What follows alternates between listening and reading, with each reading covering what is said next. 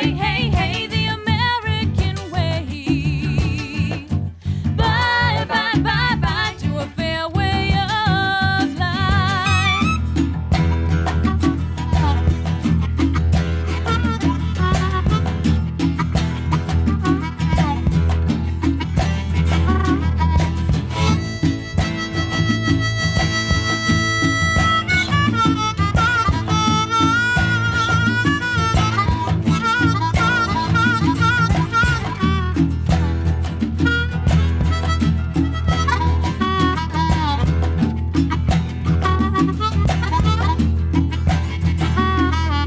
Tomorrow is a new day, and nothing will be changed. The rich man will be richer, the poor man he'll stay poor. No matter how I struggle, no matter how I work, the only way to big buck is making it off of you. Hey, hey, hey, hey, the American way. Bye, bye, bye, bye to a fair way of life. Hey, hey, hey, hey, the American way. Bye, bye, bye, bye to a fair way of life. Looking for the big buck together with Uncle Sam.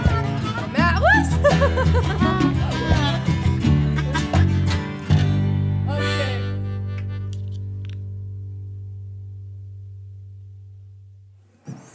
Ja, det kan man ju säga var en rätt bra presentation av det som är kvällens lilla tanke. Det här kommer bli världens kortaste sändning, tror jag. Det här är en sån allvarlig grej som vi har råkat ut för i världen. Och vi kan ju välja att bara blunda för den och tro att det här inte kommer upprepas. Problemet är att problemen som har blivit i och med det här PCR-testerna är så stora.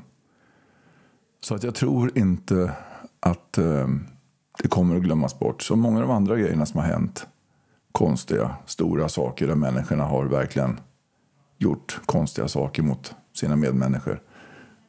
De har ibland försvunnit i och med att de försvinner. Så är det många som kanske känner då att ja, nu ska vi återgå till det som var innan. Jag vill återgå till ett bra liv, men jag vill inte glömma det som har varit. Ett ögonblick. Jag tycker det är jätteviktigt att vi inte glömmer det som har varit. Jätteviktigt. Jag gjorde en låt förut som heter Man glömmer så lätt igår. Och det gör man ju. Nu kommer Hiroshima-dagen snart och då ska vi göra en stor manifestation om Hiroshima. För de som var där är det tragiskt, väldigt tragiskt att de dog på det sättet de dog. Men det mest tragiska är att vi nu slåss för att gå in i en ny kärnvapenallians. Det är ju som att egentligen kissa på dem. Alla som dog där. Och totalt skita i den smärta och den ångest som har vilat under Hiroshima och Nagasaki. Sen det hände. Och det här med PCR, det får vi aldrig glömma. Och vi får inte ens lägga det på någon slags minnessida någonstans. Eller någon sten på någon kyrkogård där det står glöm inte PCR och mRNA. Och glöm inte. Det ska bli större än så. De som är ansvariga ska åka dit. Hårt, brutalt, skoningslöst. Det är vad jag tycker. Och jag är bara en knapptryckare. Men jag spelar in det här för jag tycker så här. Sen gör jag opartiska omröstningar. Så vi har gjort en omröstning nu på just folketsröst.se. Folkets röst med Ö. Kom ihåg det. Folketsröst.se. Men ni kan också gå in på folketsröst med o.com. Där ligger nämligen samma omröstning. Det är samma omröstning som det är 2 adresser till samma. Men vi missade det att vi kunde ha folkets röst med Ö. Så vi tog folkets röst online. Vi ska lösa det med tiden, tror jag. Den här omröstningen är ganska enkel. Det är precis vad som står i början på den här sändningen där. Det handlar bara om... jag kan ju läsa upp det här egentligen. Det är det enklaste. PCR-testerna står det högst upp. Tror du att Kary Mullis hade rätt om sina PCR-tester? Att de inte kunde visa på att man har eller haft just covid-19. Det står inte 19 där, men vi ska skriva till det sen. För det är just covid-19 vi pratar om. Frågan är ju om Kary Mullis som har gjort de här testerna, som har gjort själva upptäckterna, om han borde veta det bättre än Socialstyrelsens chef som jag ringde till förut. Hon sa att hon visste bättre än Kary Mullis, fast hon inte visste vem Kary Mullis var. Det där är, tycker jag, väldigt konstigt. Det visar att den här tjejen har absolut inte där att göra på Socialstyrelsen. Om man uttalas på det sättet att nej, jag vet bättre än Kary Mullis. Förresten, vem är det? Alltså för mig är det så otroligt märkligt att någon kan ens... Ja, vad säger man? Så nu kommer jag köra en film och sen kommer jag köra en film till. Sen tycker jag ni ska gå in och rösta. Det ska ni göra. Det är jätteviktigt. Och skicka det här till era vänner och bekanta och säg det är viktigt att ni röstar. Det kommer komma fler omröstningar om det här med biverkningar och mRNA. Men just PCR-testen är brutalt viktig att ni gör någonting åt. Att ni funderar på vad var det där för någonting egentligen? Vad gjorde de med oss egentligen? När de sa att du har corona. Och så visade det sig att PCR-testerna var helt värdelösa på det. Ja, vad säger man? Enligt Kary Mullis som har gjort de här PCR-testerna så säger han man kan se massor med saker med PCR-tester. Problemet är just det. Att man vet inte vad som är vad riktigt. Det är så många olika små saker i kroppen som agerar. Så kolla på den här filmen med Kary Mullis. Han gick tyvärr och dog precis efter att han hade annonserat ut det här. Och det är film nummer 2. Den är filmad. Det är väl hans sista, tror jag, intervju till och med. Seriös kille som tycker Fauci är en stor clown. En farlig clown. En kort film och en kort 19-sändning. Men det är en stor fråga. Här kommer Kary Mullis i film nummer 1. I want to ask this to Kary. How do they misuse PCR to estimate all these supposed free viral RNAs that may or may not be there? I think misuse PCR is not quite. I don't think you can misuse PCR. No, the results, the interpretation of it. See, if you can say, if they could find this virus in you at all, and with PCR, if you do it well, you can find almost anything in anybody. It starts making you believe in the sort of Buddhist notion that everything is contained in everything else, right? I mean, because if you can amplify one single molecule up to something that you can really measure, which PCR can do, then there's just very few molecules that you don't have at least one single one of them in your body, okay? So that could be thought of as a misuse of it, just to claim that it's meaningful. But the real misuse of it is that you don't need to test for HIV. You don't need to test for the other 10,000 retroviruses that are unnamed also in the subject. See, somebody that's got HIV generally is going to have almost anything that you can test for because they have definitely been, HIV is a fairly rare virus. There's only 1 million of us out of 250, 300 million people in America that have that virus. So you have to get around, either your mother had to have it and pass it to you, or you have to really be paying a lot of attention to people that do have it and paying only attention to them and get a pretty good chance of getting it that way. It's hard to get it, but if you have it, there's a good chance you've also got a lot of other ones. Because you've been in the market for them, it's been possible for you to get a lot of. To test for that one and say that has any special meaning is what I think is the problem. Not that PCR has been misused. It's like. It's not an estimation. No, it's a really quantitative thing. It tells you something about nature and about what's there, but it allows you to take a very minuscule amount of anything and make it measurable, and then talk about it in meetings and stuff like it is important. See, that's not a misuse. That's just sort of a misinterpretation. It is. No, there's very little of what they call HIV, and what's been brought out here by Phil Pott and Isai already. The measurement for it is not exact at all. It's not as good as our measurement for things like apples. An apple is an apple. You know, you can get something that's kind of like, if you got enough things that look kind of like an apple and you stick them all together, you might think it's an apple. But, and HIV is like that. Those tests are all based on things that are invisible, and the results are inferred in a sense. PCR is separate from that. It's just a process that's used to make a whole lot of something out of something. That's what Also, it is. But it's not, it doesn't tell you that you're sick, and it doesn't tell you that the thing you ended up with really was going to hurt you or anything like that. That's what it's not. So even if you believe in HIV, it can't tell the difference between virus particles or active live virus. I mean, there's a lot of questions. Ja, just det. Där har vi film nummer 1. Och det där är Kary Mullis som Socialstyrelsens chef. Inte hade en aning om vem det var. Men som sagt då, hon visste att hon hade mer på fötterna än vad Kary Mullis hade. Ja, det här talar för sig själv så hårt tycker jag. Och det är alldeles för känsligt för att jag sitter här och blarra om det här. Ni får avgöra själva vad ni tror på. Och sen tycker jag ni ska gå in och rösta, faktiskt allihopa. På folketsröst.se. Folketsröst.se. Då kan ni passa på att rösta på en jäkla massa frågor som står under det. Men den senaste frågan idag då, söndag, det är just den här PCR-testerna. Väldigt viktigt. Gör det. Nu kommer film nummer 2. Och den är också en kortfilm med Kary Mullis. Det sista tror jag han gjorde innan han gick och själv dog. Det gör man ju lätt när man berättar om saker och ting. Hur de ligger till. Det här är spännande och det är jäkligt bra. Tycker jag. Hög klass. Guys like Fauci get up there and start talking. You know, he doesn't know anything really about anything. And I'd say that to his face.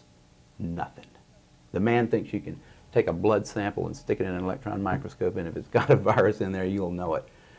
He doesn't understand electron microscopy, and he doesn't understand medicine, and he should not be in a position like he's in. Most of those guys up there on the top are just total administrative people, and they don't know anything about what's going on. If Fauci wants to get on television with somebody who knows a little bit about this stuff and debate him, he could easily do it, because he's been asked. I mean, I've had a lot of people. President of the University of South Carolina asked Fauci if he'd come down there and debate me on the stage in front of the student body, because I wanted somebody who was from the other side to come down there and balance my, because I felt like, well, these guys can listen to me, but I need to have somebody else down here that's going to tell me the other side. But Fauci didn't want to do it. I don't have to answer to anybody for money. See, I don't work for some organization like that Tony Fauci happens to be the head of. The number of cases reported went up epidemically, you know, exponentially, because the number of tests that was done went up exponentially. I asked, the first time I ever saw one of these CDC graphs, it showed this thing going off the page. You know, I went up after that and I said, how did you disentangle I mean, did you divide the number that you've got here by the number of tests that were done? I mean, can we believe that this line that you've drawn here about number of positive tests reported, is that really indicative of the spread of this virus? Is the virus getting, is there being more of it, or are there more tests? If you divide by the number of tests you do, you don't get any kind of a curve going up. It's just, those guys have got an agenda, which is not what we would like them to have, being that we pay for them to take care of our health in some way. They've got a personal kind of agenda. They make up their own rules as they go. They change them when they want to, and they smugly, like Tony Fauci, does not mind going on television in front of the people that pay his salary and lie directly into the camera. I mean, did you ever meet Linus Pauling? I unfortunately did not bother to go down there, just like I didn't go up to see Richard Feynman until he was dead. Those were two people I wish I had just said hi, just like shake your hand, because you were cool people.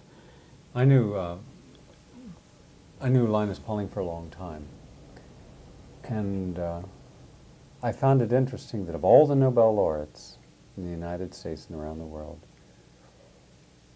he, having two unshared, and I'm not aware of any other American to have two unshared Nobel Prizes, was never respected again by mainstream medicine or science when he supported that vitamin C could cause an improvement in people with terminal cancer. And I watched how all of his funding dried up, even though he was one of the founding members of the National Academy of Science. He couldn't even get a grant from them. And it took him almost 14 years just to get a mediocre grant to study cancer. Even when the Mayo Clinic supposedly reproduced his results that he had obtained at the Vale of Leven Hospital in Scotland, where he and Dr. Ewan Cameron took a group of terminally ill cancer patients, divided them in half, gave half 10,000 milligrams of vitamin C every day of their life. Another group got a placebo, and there was a statistically significant improvement in the people who were receiving vitamin C. They turned around and did it at the Mayo Clinic, but they didn't use the same criteria. Pauling says, don't use people who have chemotherapy, it'll knock the liver out. They use people with chemotherapy. Pauling says, you have to give vitamin C every single day. They didn't. And so it was not the same study, yet they published it saying they duplicated his work. Then when they went to publish the results of what is a terribly flawed study, they didn't even give him the courtesy of saying, here's the results, would you like to examine it? And all he was given was a letter to the editor of New England Journal of Medicine long after the study. And I saw at that time how you can take one of the best and brightest in America, much as they did our greatest living scientist of the century, who was destroyed, Dr. Andrew Ivy. There was never a scientist who's been more cited in the scientific literature than Dr. Ivy. He was a jurist, he was a physician, he was a scientist, he was everything. But he supported carbamazepine, and he supported carbamazepine in a correct manner, and they destroyed him. And that's been shown. Now I'm looking at what the media has done to you, projecting you as a flippant, drug-taking, womanizing person who everyone has to wonder how you even got through college, let alone got a Nobel Prize. And I'm thinking, my God, haven't we learned? Haven't we learned from Andrew Ivy and Linus Pauling and Peter Duesberg what they'll do to the best and brightest? Well, you know, you can't expect the sheep to really respect the best and the brightest. They don't know the difference, really. I mean, I like humans. Don't get me wrong, but basically, the vast majority of them do not possess the ability to judge who is and who isn't a really good scientist. I mean, that's a problem. That's a main problem, actually, with science, I'd say, in this century, because science is being judged by people, and funding is being done by people who don't understand it. I mean, I'm sure a lot of people could sit down with Linus Pauling and not realize that he was a brilliant man. I mean, most people wouldn't know him from, you know, somebody who you know, just was a little taller or something. I mean, nobody knows Richard Feynman. Or Richard finally showed a few people that, you know, when he said, you know, here's the O-ring, here's some cold water, see what happens? That he at least knew how to, I mean, but no, most people don't understand what a brilliant guy that Feynman was. There's a handful of people at any one time in the world who are capable of really doing innovative things. And usually those people turn out to care for their fellow man. You know, they respect them in a way, although they don't think that most of the people, the great masses of people, really are going to be able to understand what it is they're doing. You know, it's got to, before the transistor radio, most people didn't really understand who John Bardeen was, right? John Bardeen didn't know who John von Neumann was, who was 50 miles away, who needed those transistors really bad with his ENIAC. I mean, there's not a lot of specialized scientists. They're not. You don't expect everybody to understand what it is you did. I don't expect my mother to really understand how clever PCR was. I can't explain to her. It was only a few people, you know, that really could see what a clever idea that was at first. Now everybody says, well, it's a wonderful thing because we hear about it all over the place. But see, what I'm saying is, if you're one of these people like Linus Pauling, I'm sure Linus did not expect to be appreciated. You know, I find the scorn of the masses to be sort of a, you know, I mean, if they love you too much, you're probably doing something wrong, don't you think? I mean, the guys that if they're willing to elect a president who lies right in front of them and says, I just put it in my mouth, I didn't inhale it.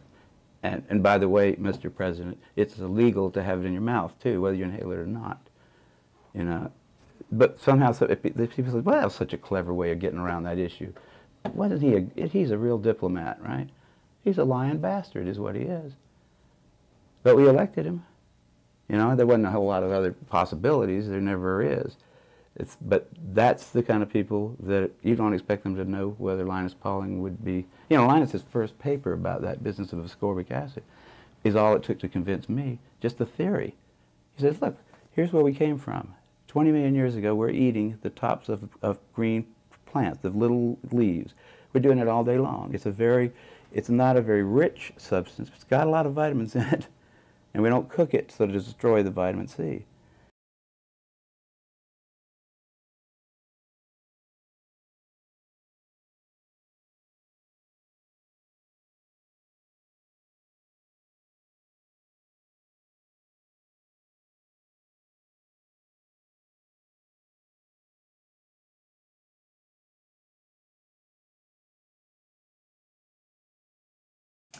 Ja,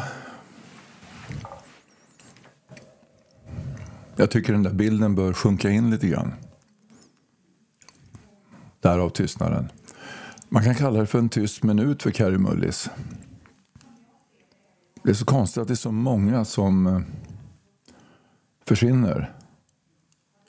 Precis när de visselblåser eller berättar någonting som är kontroversiellt, va? Och det här kan man ju lätt säga var kontroversiellt. Det kan man ju tro, kan man ju tycka i alla fall. Så att, tack jättemycket för idag. Jag är oerhört berörd av den här grejen med PCR-testerna och så, för att det var ju så när jag åkte in för min hjärtinfarkt. När sköterskan kom springande med pinnen och skulle köra rakt in i näsan. 2 decimeter pinne liksom, skulle de trycka in i näsan på mig och fångade harmen på den och sa inte alls, lilla vännen. Det där får vi sluta med detsamma, så här. Jo, om du ska ta den här. Ja, men jag känner inte att det är bra. Men det är ingen fara. Det är ingen fara, så. Det är säkert. Och det är så vi mäter. Sa hon. Det här gör ju att jag känner stor rädsla för mycket av det som sägs att vi har kommit fram till inom sjukvården. Man undrar ju liksom, vad har vi kommit fram till egentligen? Man skrattar åt sjukvården som den var för 200 år sedan. Vi brände häxor. Ja, man brände häxor. Och det var inte bara vanliga svennebanan som brände häxorna. Även om vi var med och delaktiga så kom de här orderna lite uppifrån. Lite kyrkan, rätt mycket kyrkan. Men ändå. Nu var ju forskarna. Man får aldrig glömma att Josef Mengele var också en forskare. En slags vetenskapsman. En slags, expert. Nu säger inte jag att alla är det. Vi har haft massor med nytta av forskare och så. Men det som är verkligen tråkigt, det